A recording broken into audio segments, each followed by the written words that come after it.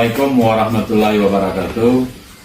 Saya Popi Orsen selaku Ketua Inovasi SMP Negeri 23 Satu Atap Kota Bengkulu.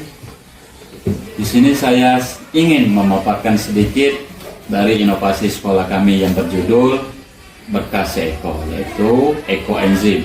Yang mana ekoenzim itu adalah cairan serbaguna yang dihasilkan dari fermentasi limbah organik seperti sayuran dan buah-buahan dengan campuran gula dan air, yang bertujuan itu melatih murid atau belajar untuk teknik fermentasi alami dan bahan limbah pasar, limbah rumah tangga.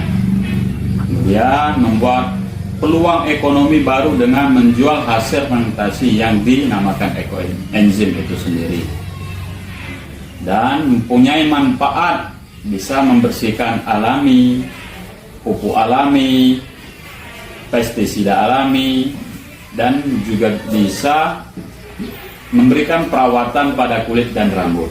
Mungkin itu saja yang bisa dapat saya sampaikan.